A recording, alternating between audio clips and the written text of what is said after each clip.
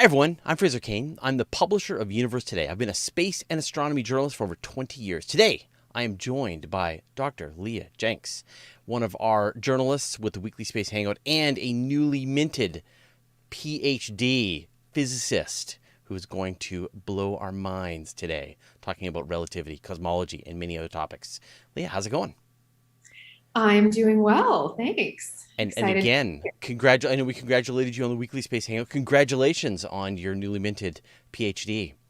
Thank you so much. Yeah, it's officially official as of this past Sunday, so As of, it feels oh, good. really? So just like Yeah, as of a couple of days. yeah. Graduation was this last weekend. Yep.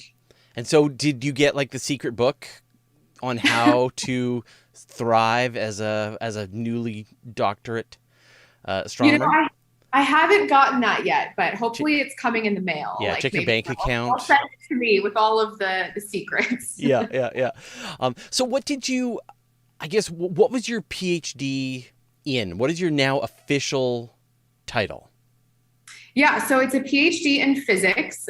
So I'm a theoretical physicist, although, as you mentioned, I do put on my astronomer hat sometimes on Weekly Space Hangout. Yep. But basically, my PhD work was I've worked on a pretty wide variety of things. I've been very lucky that I've gotten to kind of yeah, work on a bunch of different topics, but it's mostly on kind of two disparate areas. So one is looking at higher spin particles and applications of those particles to cosmology, particularly in the context of dark matter. And then I've also worked quite a bit on modified theories of gravity. And so just this is not MOND. And when we talk about modified Right, gravity, right. I'm talking about like modifications to Einstein's theory of general relativity. So those are kind of my two main areas that I focused on. All right, well, let's start with talking a bit about relativity. So, you know, we're all familiar with, to some extent, with relativity. I think, you have to really do the math to get to the point that you're extremely familiar with it. But just this idea that, originally Newton was able to define the laws of physics, the laws of gravity, motion, things like that. But there were various anomalies, and Einstein was able to come along and solve some of those problems and make additional predictions that physicists are still trying to confirm today. And yet, I mean, obviously, we can't make quantum mechanics and relativity, can't make gravity talk to each other yet. So what is sort of the thinking today about where the open spaces are to try and understand how to make, what goes beyond Einstein? Yeah, so that's a really great question. So I think that the main thing right now is that I think we're in like a very exciting era where we have gravitational waves with the kind of LIGO collaboration. We're able to see black holes colliding, which have obviously confirmed general relativity to pretty extraordinary precision. We also have several neutron star experiments that we can look at the gravitational effects from neutron stars. We now also, of course, have the Event Horizon Telescope. And so we're able to now confirm GR, but like in the same way that using, for example, like particle colliders, one of the biggest things that scientists are doing at CERN and Fermilab and all these different places is to look for physics beyond the standard model. So we know that the standard model works because it describes everything in our universe pretty well, but there's still some of these anomalies and things that we need to go beyond. And so that's what these particle colliders look at. And in the same way, the way that I think about it is that we're now in this very exciting time with gravity where we can do the same thing and say we have this theory, it works really well, but we still have kind of these open questions, and we're now able to use LIGO and all these different observables to look for potential signatures of physics beyond GR, or look for constraining other types of theories.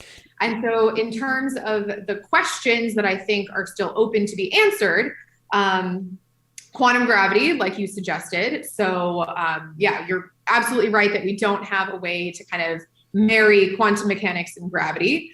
And with some of these types of modified gravity theories that I've been looking into with my collaborators over the years, they're not necessarily quantum gravity, but they're maybe quantum gravity inspired theories. So kind of like effective field theories, which are coming from some like higher energy, I'm not going to say quantum gravity, but some higher energy theory. We also have, dark matter. We don't know what dark matter is. We have dark energy. We don't know what dark energy is, 75% of the matter in the universe, we have no idea. So there really are these open questions. And I think looking at modifications to Einstein's general relativity, the kind of goal is to move in a direction of, one or many of these open questions. Now you mentioned a bunch of potential, I guess, observations that astronomers are making in terms of colliding black holes, of observing the event horizon near the black hole, et cetera. And I'm sure there's, we could probably list off hundreds of possible observations. And then you also mentioned a bunch of potential ideas. What does it seem, based on your work, what does nature seem to be indicating is a fruitful place to look? What do you think is going to deliver some useful clues at this point? Yeah, so I think right now the biggest thing is going to be gravitational waves. In particular, looking at the coincident gravitational and electromagnetic events. So in the current LIGO catalog, we have one of these events, GW 170817. Right. The kilonova. Yes, so two colliding neutron stars that gave us a gravitational wave event and an electromagnetic counterpart. And so that event was used to actually rule out a ton of modified gravity theories. Oh, interesting. Can you sort of explain why? What were some of the things that it was able to rule out? Yes. So this is actually, I think, totally beautiful piece of physics. But basically, a lot of these types of modified gravity theories, one of the predictions that they make is that the speed of gravitational waves varies. So in general relativity, per Einstein's predictions, gravitational waves propagate at the speed of light. So we should expect that it's going to move at c, so 3 times 10 to the 8th meters per second. And so kilometers per second, maybe I messed that up. It's c. And so in a lot of these modified gravity theories, the speed of propagation of the gravitational waves is slightly deviates from the speed of light. And so with the coincident event, we were able, scientists were able to detect the gravitational waves and then also detect this electromagnetic event, and they were able to determine the time differential that the gravitational waves and the electromagnetic event happened, and then they were able to get constraints on the speed of the gravitational waves. And so it's constrained to like 1 part in like 10 to the 15 or something like that. So right. A very, very small constraint.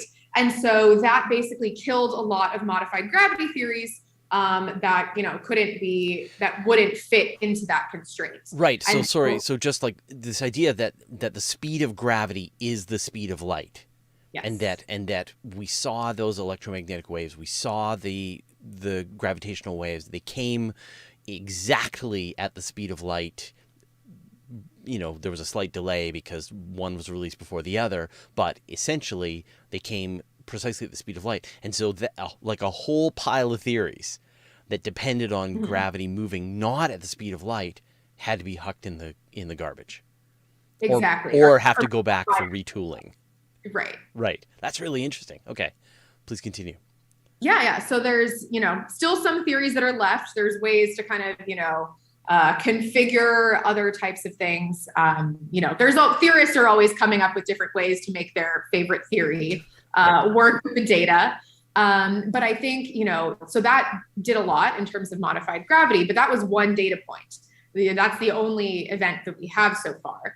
And so with LIGO 04, which is coming up, I think starting in like January, we expect, and over the next couple of years, that we'll have more of those types of events and be able to do find, constraints on using this gravitational electromagnetic kind of correspondence. And I think that will say more about, we'll tighten the constraint on the speed of gravity.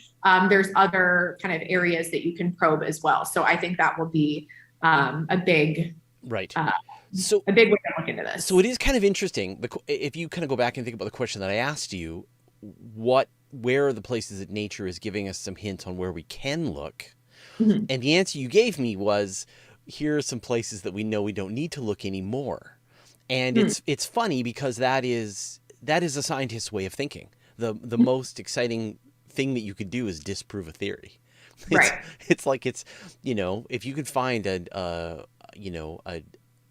you could find a negative result for the theory that you're proposing, then you're able to remove your theory off the table completely. And it's very satisfying. And I think it is something for scientists, it's something that they love more than anything, is to disprove their theory, because it's such a time saver. And so it's interesting that's where your mind goes.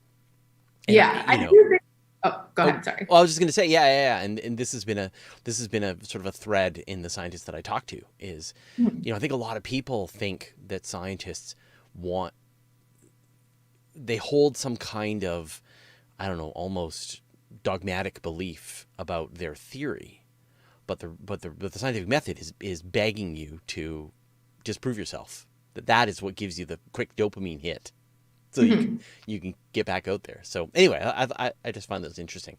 But please continue. Where else do you think we're going to see some progress? Oh yeah, so that's an interesting point. Just to comment on what you said, like, I think that definitely, like, you can think about in terms of modified gravity or like any theories, right? There's like, you can think about it in terms of like constraints or signatures, and constraints are a little bit, less exciting because, like you said, it's just kind of, ruling out a theory, but I think that's just as important. But in terms of like signatures that we could see, there's a lot of work being done in different areas. So some of my work has been looking at black holes and looking at how properties of specifically rotating black holes might be modified in, I've looked specifically at a modified theory of gravity called dynamical Chern-Simons gravity. Whoa. And so, what is it? Yeah, what is it? Yeah. So basically, it's a modification of Einstein's theory of general relativity that's essentially motivated from kind of string theory-ish perspective. And for the mathematically inclined people in your audience, basically what it is you add an additional term to the action of general relativity that encodes some parity violation. So in the universe, right, if we look at right then left, and if you flip right to left and there's a symmetry, we call that parity. And so this theory essentially it violates parity. And so that can lead to some interesting effects, specifically for black holes, which we found. And so I should mention that this theory was pioneered by my advisor, Stefan Alexander, and close collaborator Nico Younes. And they and many others have done tons of work on this. But some of our recent work has been looking at rotating black holes in this theory. And we found that basically these black holes have additional structure that's not present for black holes in general relativity. And so we call them the Chern-Simons caps. And so basically, if you have a black hole, there is like a region at the north and south pole of the black hole that has basically a kind of unique, we call it like an equation of state. So any matter in these regions is going to behave slightly differently than it would if it was just a black hole in GR. And so this is still kind of a we put a paper out last year and we're still thinking about it.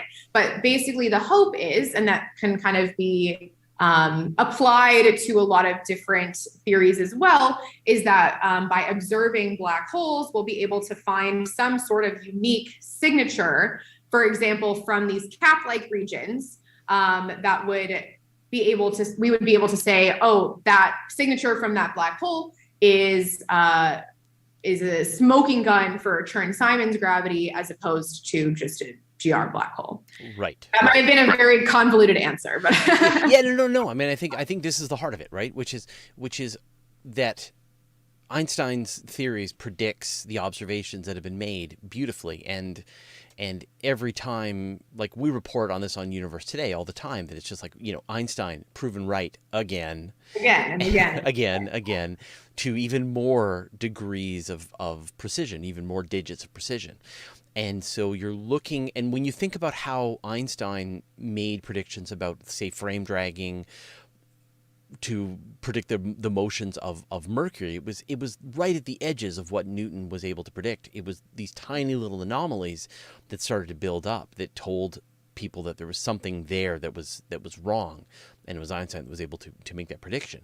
And so I guess it's the same thing. It's only at the extremes will you be able to see whatever the gaps are in Einstein's predictions start to reveal themselves. So why the poles of the black hole? Why is that a region which you think will reveal these anomalies? Yeah, so that's just that's for this particular theory. I would say kind of the black holes in general might, definitely be like a good laboratory for fundamental physics. But for this particular case, the reason that the poles are special is because one of the defining features of Chern-Simons gravity is that there's an associated scalar field. So there's like a particle that comes along with gravity for free. And so in the particular solution that we were looking at, which I will also say is an approximation because there aren't any exact solutions analytically that have been found. In that solution, the scalar field is maximized at the north and south pole of the black hole. It's like kind of scalar hair, if you will. Right. And so basically these regions where matter kind of behaves differently follows the profile of this scalar field around the black hole. So it could be that if there's other types of theories, they may have other regions like this, or other things like that may be kind of like a smoking gun. But for this particular theory, it's at the poles. And so what would it take? Like, we consider the capabilities of the Event Horizon Telescope today. We always like to talk about it, observing a donut on the moon. Yeah. It's a very high resolution instrument. It is a telescope the size of planet Earth, and yet it can only resolve 2 supermassive black holes in the universe as blobby donuts. What would it take to start to has the data that comes out of the Event Horizon Telescope already today allow you to make any kind of prediction or negative result, or would it take a better Event Horizon Telescope? Yeah, so for this particular example that I'm talking about, it's the regions that I'm talking about are very, very small. I think if you're looking at like M87, the maximum extent is like 3 AU. So in the contrast of like the whole black hole, it's pretty small. So I think in terms of the realistic observational prospects, in terms of directly observing, these regions, that would probably be, I think we're still probably pretty far off from that. Everything is, a very small effect because we know GR has to be right, to some very high degree. So any sort of deviation from GR, and this is just in general, has to be some very small, perturbation, which is going to be difficult to see observationally. But kind of the dream that we're hoping for is that there might be some sort of like induced signature from these regions, from this black hole, that we would be able to detect via like some other means. But like I think it could affect the polarization or something. Exactly. Right. Yeah, but I think we're not quite there yet. But I think that that's, the exciting part of research is figuring out, how can we observe this thing? What can we say? And so what would be the implications if you're right? Yeah. How does this, I guess, what prediction does this make for gravity itself? And does it help explain gravity better? Yeah, so I think the implications, if Chern-Simons gravity, for example, is correct, it definitely gives us a closer connection to quantum gravity, because like I said, this isn't necessarily a quantum gravity theory, but it can be described as like an effective field theory of a like higher energy string theory, for example. And so I think that it would have some meaningful implications about like we're getting a step closer to quantum gravity. And I think it would also kind of open up, a wider range of theory space and say, now we've observed this thing, this like Chern-Simons gravity seems to be right. And now what's next? So I think there's always kind of more questions that you can ask. So then this idea of quantum gravity, it feels like a fairly loose term. Just a way to describe gravity in terms of quantum mechanics. What is sort of the, when you think about quantum gravity, what does that mean to you? Yeah, so I guess the way that I think about quantum gravity is in the way that you're describing, but also I think in terms of like energy scales. So as I consider myself like a particle physicist / relativist / cosmologist. And specifically for, kind of particle physicists and cosmologists, we really think of things in terms of energy scales. And if you think about the historical evolution of the universe, we start at the Big Bang at some very, very high energy scale. And then that slowly has kind of come down to the energies that we see today. And so quantum gravity, we can think of as what we call the Planck scale. So in particle physics, we have like the Planck mass, the Planck length, the Planck time. And so quantum gravity is like the theory that describes what is happening when we are at these extremely high energies, or, equivalently at what is happening in the very, very early universe, when the universe was at these energies that we don't have a way to describe. So, I mean, there are no longer places in the universe that match those energies. Those are only available shortly after the Big Bang. Right. And I guess in theory, you can create them in particle accelerators. Is there anything that is going to get us close to those kinds of energies and densities? So right now, the answer to that is no. But I think that there's the idea is that you could potentially find like other ways to find, for example, imprints of these quantum gravity effects in observables that we can see today. So one example of this that isn't quite at quantum gravity scales, but is similar, is this idea of a program that's been kind of ongoing for the last couple of years called the Cosmological Collider, which basically says in a very early universe, you have this period where there are very high energies, not quite to the quantum gravity scale, or the Planck scale, as we say, but still very high, that we cannot access in colliders or anything like that today. But there are this period in the early universe where the universe itself kind of acts as a particle collider. And potentially those particles that are interacting, particles and fields that are interacting during that time may imprint themselves, for example, in the cosmic microwave background. And we observe the cosmic microwave background today. And so this has been some ongoing work in the last few years where people have said, okay, if we have this period, we have some interactions. We obviously can't observe that today, but can we see signatures of this in the cosmic microwave background? And again, the precision isn't there to find those direct observations yet, but there are concrete predictions that have been made.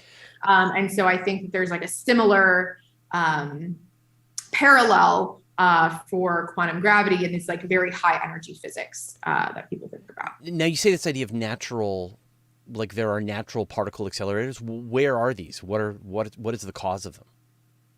Yeah, so for this particular example, I'm thinking about inflation in the very early universe. Okay. Yeah, and so basically, so inflation we have very shortly after the Big Bang, like 10 to the minus 32 seconds post Big Bang. We have this period of like very, very rapid high energy expansion. Or I guess the energy scale is a little bit, people disagree on that. But the idea is that it's a very high energy process, like 10 to the 13 GeV, your particle physics scales. And the idea is that if you have some, these interactions, they will imprint themselves in the CMB. And so that idea of like using inflation as a particle collider has gained a lot of interest in the last couple of years. And so this was like pioneered by Nima Arkani-Hamed, Juan Maldacena, Xingang Chen, and Daniel Bauman and others. Okay, I want to understand this because it's a pretty neat idea. So hold on. So we've got this time of inflation, this time of rapid expansion, where like the universe went from the size of, I don't know, the observable universe went from the size of like a volleyball to many, many, many times bigger. Yeah. And during that time, because it was so hot and so dense, it was acting like a natural particle collider in addition to all the other things it was doing in terms of expanding. And the particles that it was generating were embedding themselves in the surrounding universe, and there should be some fingerprint visible in the cosmic microwave background. Am I understanding that correctly? Yeah, that's basically the right idea. Yeah. So you have essentially like these particles that are interacting at the energy scale of inflation, which is a much higher energy than we could obtain today. And then, after inflation, when everything kind of cools off, and then we get the formation of the CMB, we would see that effect. And so what would it look like in the CMB? So it shows up in something called the CMB non-Gaussianity, which has not been observed. But basically the idea is that there is some kind of angular dependence in the CMB that we observe, and you would see some kind of like non-Gaussian signature, and that could be like mapped to these particle interactions. Now, so sorry, when you say non-angular, what does that mean? So a non-Gaussianity. So when you say non-Gaussian, what do you mean? Yeah, so basically if we have like a Gaussian distribution, when we look at the cosmic microwave background, we expect like the distribution of the fluctuations to be Gaussian and follow this kind of this distribution. And if we see any deviations from that, I think I'm saying this right, then we call that a non-Gaussianity. And so I will also just, clarify here that this has not actually been observed yet. Yes.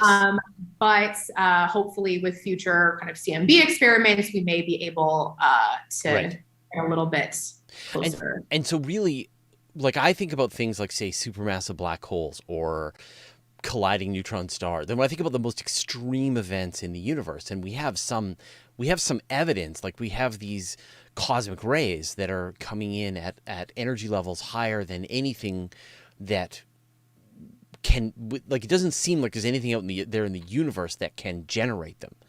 They are natural particle accelerators, but the inflationary period of the universe itself would be like next level.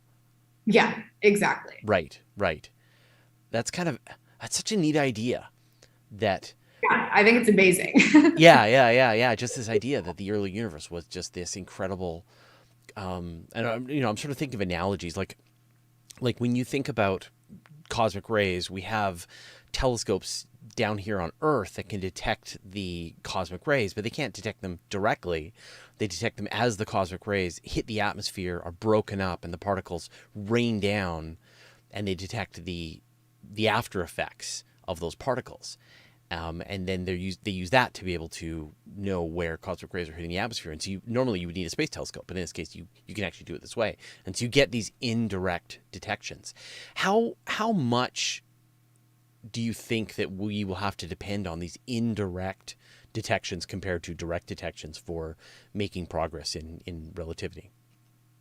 So I think the indirect detections are probably going to be the most important.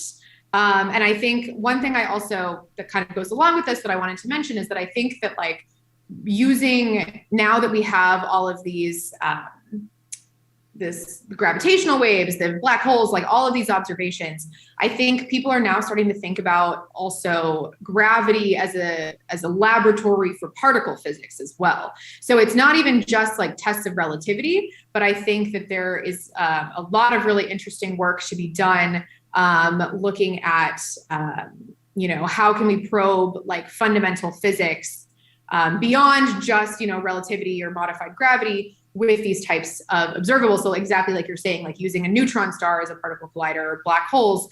And I think I should also mention that like the stochastic gravitational wave background, which we assume exists, is going to be another area where we could potentially, look for these types of anomalies or signatures. And this gravitational wave background, there's been some really interesting progress made using pulsars to be able to sense this just background wave everywhere.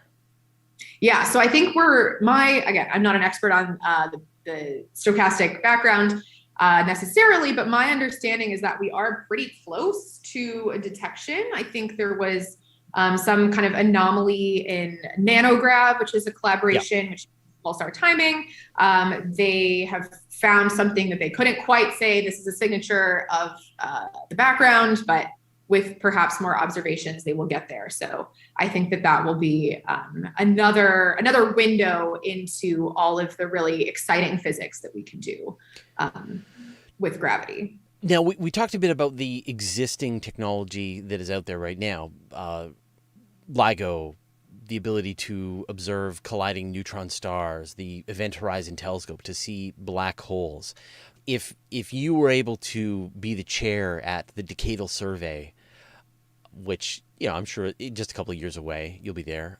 What are some of the directions that you think would be the most productive for new missions, new instruments, new capability for humanity to be able to get a better sense of the underlying, I guess, this conversation we've been having again and again, which is like, how can we move physics forward? Yeah, I think, so I will say I am like fully a theorist. Spend a ton of time thinking about,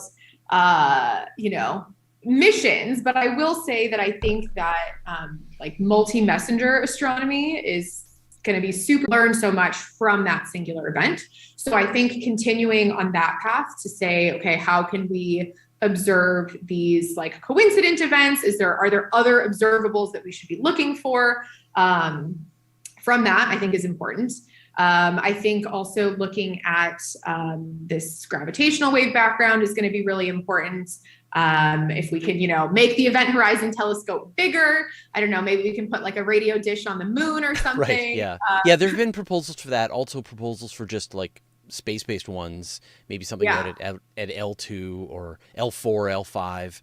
And there was a paper that was released saying that if you could get a space-based observatory, that would give you, say, the photon ring of a black hole, an image not just of the event horizon, but the actual, like literally as close to a black hole as you can possibly get.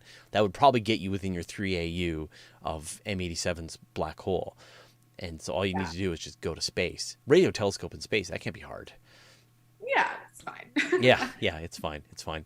So then, we talked about this at the very beginning. Your newly minted PhD.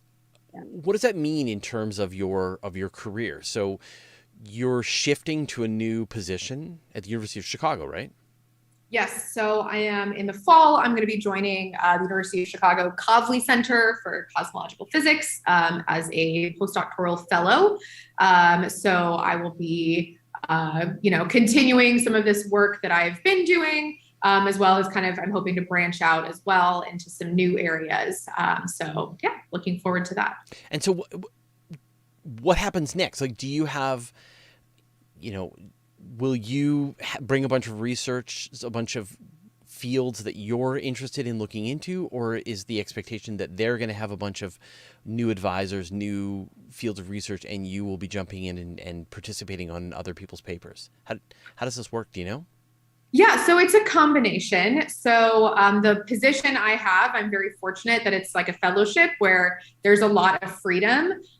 So I have some projects that I'm still kind of working on with collaborators here at Brown and elsewhere. And so I'll continue working on those. I have, ideas for things that I want to work on.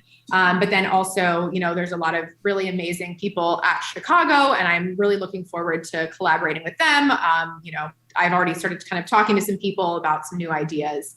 So yeah, the nice thing about being a theorist is that there's a lot of kind of flexibility and creativity, and you just kind of, can brainstorm with people and think of things and then write the paper. So it's a lot of fun. What you just described, though, for many people kind of sounds like agony.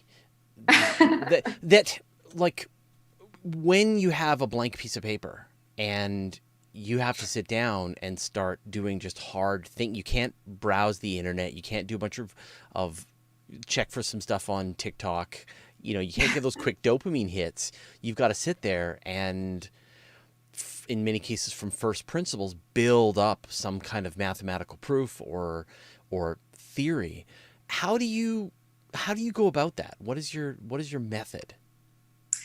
Yeah. So, well, first of all, if somebody is like solving quantum gravity on TikTok, I would like to know that. Yeah, for sure. If they've got that solved, then great. That. So if somebody wants to do that, that'd be great. Yeah. But I think, I think it depends on kind of from project to project. So I will say, like, being like a theoretical physicist can sound like very fun and glamorous, but most of the time it's not. Like, it's mostly, you're just like sitting, and I spend a lot of time looking at like math literature from the 1950s, if there's some like special function that I need to find. But I would say like the process can come in kind of two different ways. So in terms of the first, like, it can be, there'll be a paper that somebody wrote or on some theory or some model, and you can say, okay, like, how can I apply this thing to something that I'm working on, or how can I just like extend my work like one step further? And so that's kind of more like incremental. So you like look at what you've been working on, and you look in the literature and you say, okay, what kind of similar things are other people doing? How can I think of something that I can kind of extend my work to? Mm-hmm. And then the other one, which I think happens maybe less frequently, but I also don't know, is when you like have a whole new idea and you say, okay, I'm sitting here looking at papers, I'm trying to think of something to work on, and something just kind of clicks, and you say like, I have like a new idea that nobody has thought of before, and I'm gonna kind of run with that. And so I think they're both equally important, but I think the latter is maybe more fun. But when we look at some of the greatest predictions theories made, I guess some of them, Einstein wrote his original theories of relativity fairly quickly, special relativity. But I don't know, it's like how do you know when to stop? Because if there's like a really complicated mathematical, think about like the proof for Fermat's last theorem, like it took decades and in many cases hundreds of people all working, chipping away at it, getting closer and closer until finally someone was able to prove it. Where do you, as you sit and work on some math or work on some theory, when do you feel like you've gone far enough? Mm-hmm. Yeah, so I think that there's a balance between, it is possible, like I've spent, like a year working on something that like didn't actually end up working, right. And so I think that there's a balance between like, how challenging and difficult is this problem? And then saying like, can I make incremental strides towards the problem, or is it, too intractable and not important enough, if that makes sense. So like, I think the kind of, in terms of like, with like Fermat's theorem, you always want to say like, even if it's some incremental step, we're making steps forward. But I think there's also like a balance of, you have to think about like, is this going to be impactful? And like, what should I be spending my time on? And I think it's, important to do both, maybe smaller technical things that aren't as immediately impactful, but then also, look at kind of the big picture as well. And so I think having a balance is good. And when we think about people working on, say, string theory, developed back in the 1970s, that we are now 50 years plus since the development of the theory, entire careers have begun and ended working on string theory. And in terms of its original purpose for answering the fundamental nature of reality, it has fallen short, hasn't delivered the goods yet. Maybe it will, who knows? Enormous expense, a lot of people working on it, a lot of careers. It's produced some very interesting math that has had some applications, some actual practical applications in other fields, but it didn't do its original job yet. How as you set your chart, as you begin your career, does that give you pause? How do you sort of think about the time spent by people who've spent their whole career on something that hasn't panned out? Yeah, so I think that's definitely, a concern. I definitely I'm a, externally incentivized, person. So I would love there to be, some confirmation of the things that I'm working on. But I will say that, I started off, my undergrad degree was in astronomy. And so I did observational astronomy, looking at quasars. And then I went completely to the other end. I did a master's and I studied very mathematical formulations of higher dimensional black holes that nobody was ever going to observe. It's just kind of doing this calculation for, the calculation's sake.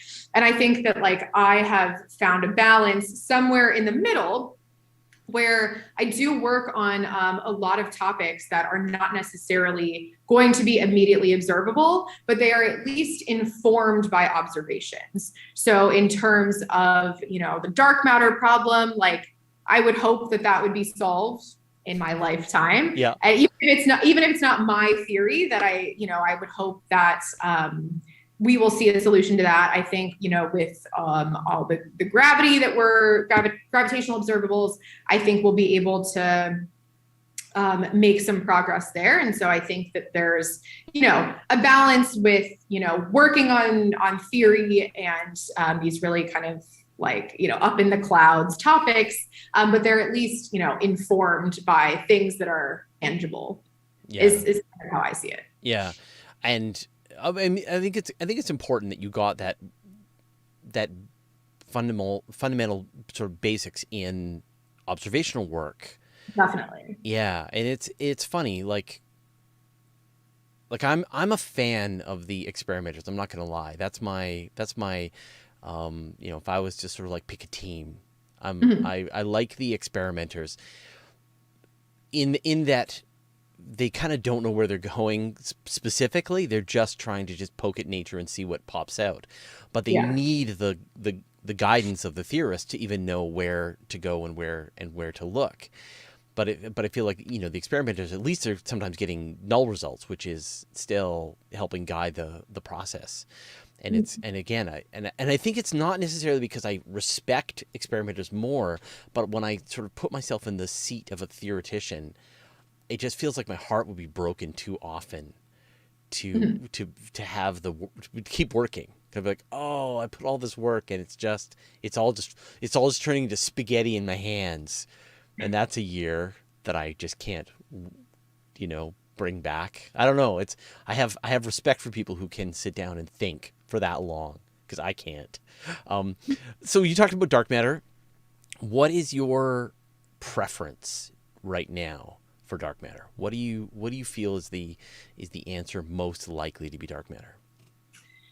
Yeah. So again, I hesitate to say anything, definitive, but I think that I would lean towards the axion being perhaps the most promising of all the candidates. I think that, the WIMP is, a lot of work has been done both theoretically and experimentally looking for the WIMP. They have not found it yet. They haven't found any evidence for it. And so kind of that, while I think it's a nice theory, I think that parameter space is closing a little bit. And so I think that looking for alternatives is really important. I know some people like primordial black holes. Some people like, other types of things. I've worked on a few different areas, but I think that probably in my opinion, the most promising is the axion. So it's like a very light particle. And there's been a lot of work done, showing how this would, they can form, these halos and things like that, that we observe. So that would be my bet. But that would be your bet, yeah. What experiment to detect the axion is the one that you like the best? So I'm not entirely sure experimentally what is like specifically okay. That's fine. Right now. But I do know that, like, for example, with Event Horizon Telescope, so kind of going back to black holes again, one like signature, if we had an axion and they're around black holes, they have this process called superradiance, where there's basically like an axion cloud that like emanates from the black holes. And so if we had axion dark matter, we would presumably have this effect. And so using EHT, the masses of this type of particle has been constrained. And I think there's other ways to look for this particular effect as well, with just looking at black hole populations and things like that. But I am not actually sure about the kind of direct axion detection. Do you know, is there? No. Well, I mean, there's a few, I mean, I'm familiar with a few of them. I don't know enough. I mean, it's sort of on my list is to find some people and what I like a series that I really want to do is just take each one of the possible candidates for dark matter and then just interview somebody who is working on an experiment that they can just sort of explain what they're looking for, what the constraints are, what they've seen so far, et cetera, and just kind of run through the list one after the other and have it be a series. And so hopefully by the end I'll have an opinion, at least I can, and then I can maybe, I find like often some, my job is to sometimes just share people's research with each other. They're like, oh yeah, I'm working on this thing. Oh, this person over there is working on this other thing. It's really, I had no idea. Okay. And then they can talk, which I think is helpful. But what I found that was really interesting, you said, like, going back to the idea of the black hole, it sounds like because the event horizon around a black hole is so extreme, it is like the concentration of gravity at its greatest extent, plus all the other stuff that goes along with it, the magnetic forces, the concentration of matter, the particles that are going to be colliding, etc. They sound just good places to look around for almost anything you're hoping for, because everything is to the extreme near a black hole. And I hadn't really sort of thought about it, but it feels like mega Event Horizon Telescope experiments would be really helpful to test all kinds of stuff. Yeah, no, definitely. And I think, like, everybody was very excited when we got the original image, and then of course again with SAG A-star. But I think that, like, in order to test some of these things, we do need better resolution. Maybe we need the full array space-based telescope. But I think that definitely we're kind of starting to creep up to the point where we can actually use these black holes as like a fundamental physics laboratory, which I think is amazing. But because you're exactly right there, it's the most extreme environment that we have in the universe. And so I think as we increase the observational power, there will be a lot of exciting physics that reveals itself to us. Yeah. Absolutely fascinating. So if people want to keep track of your work and watch as you start to smash yourself against the various theories that remain to be sorted out, what's the best way to do that? Yeah, so my papers are always posted on the archive. I'm pretty active on Twitter. My Twitter handle is at Leah G. Jenks. I also update my website periodically, just leahjenks.com. And you can contact me via email if you have questions. And I think that's it. Well, and then, we'll have this conversation again in a few years. or maybe a few Yes. decades as you, as we look back and think about, how these theories have unfolded, how the observations have matched your predictions, and how we have a better understanding of our place in the universe. It's fascinating work. So thank you for doing it. Oh, yeah. Thank you for letting me talk about it. All right. All right. Take care. Good luck. All right. Thank you so much. Bye-bye. Bye.